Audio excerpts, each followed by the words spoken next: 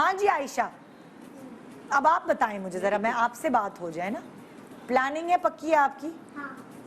क्या क्या करना है? सफाई करनी है? ये तो जब कराची वापस आओगी सो एक पूरा हफ्ता सफाई मनाएंगे हम। हाँ। सोचा तो है। आयशा की क्या प्लानिंग थी, क्या बनना आयशा ने? भूल गई मैं। आयशा लास्ट टाइम आई थी क्या बताया था? डॉक्टर बताया था मुझे। अभी तक यही प्लानिंग है या कुछ चेंज हुआ है आपके माइंड? क्या चेंज? फौजी। वो तीसरी फौजी फौजी क्यों बनना है, क्यों बनना है, ये भी तो अच्छा क्या पूछिए। क्यों बनना है तीसरी? कुछ सुना देंगी आपको शायद उसके पीछे एक राज है। ARY डिजिटल का ही राज है वो। क्यों बनना है आयशा आपने? क्योंकि मैंने बहुत सारे ड्रामों में देखा है कि पाकिस्तान के लिए फौजी बनता है। सिनफे आहन देखा है ना इन्होंने पूरा। तो जब से इन्होंने जब से सिनफे आहन देखा, इनके दिल में जो डॉक्टर की उमंग है वो कम होके फौजी। फिर हमने इनको समझाया कि आप डॉक्टर फौजी बन सकते हैं। दोनों चीजें हो सकती। Great great. और इस्लामाबाद देख के तो आयशा खुश भी हो गई होगी, ये हमारा मुल्क इतना प्यारा है ना।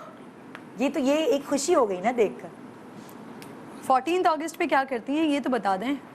मम्मा बताती है, मम्मा क्या करती थी आयशा? मम्मा? हाँ अपने बारे में तो बताती हूँ कि हम ये करते थे, हम ये करते थे। जी सर। मुझे तो मम्मा के बारे में नहीं पता, मम्मा कुछ बताती ही नहीं है। हाय हाय, मम्मा टीवी पे तो बहुत बताती है।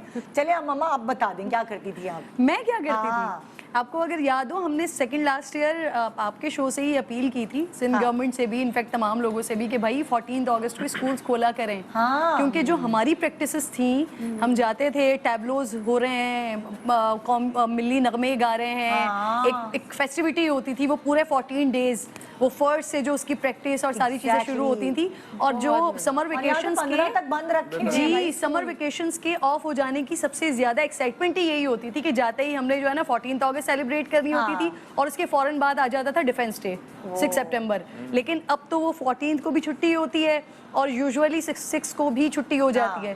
तो बच्चे अब वो उस तरह से उसको, उस फेस्टिविटी को, उस ओकेजन को ना सेलिब्रेट नहीं कर सकते। तो मैंने तो आयशा के लिए ये किया हुआ है कि ये जब छोटी सी थी, जब से इनको मैं फर्स्ट से, क्योंकि मेरी अपनी भी आदत है, तो मैं पहले फर्स्ट शो से बैच लगा के बैठना शुरू कर देती हूँ, तब मुझे अपना बचपन याद आना शुरू हो जाता है। क्या करती थी आयशा के साथ? कैसे सेलिब्रेट करती थी 14? मैं वो हम लोग झंडियाँ लेकर आते थे बहुत सारी, और अब तो वो बनी बनाई मिल जाती हैं, मैं वो दिला देती हूँ आयशा को।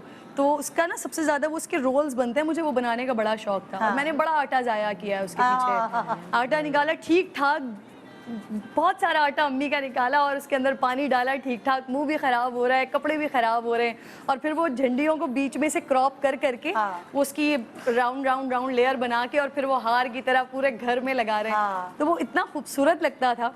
लेकिन अब जब मैं वो लेने के लिए जाती हूँ तो वो तो बनी बनाई मिल जाती है।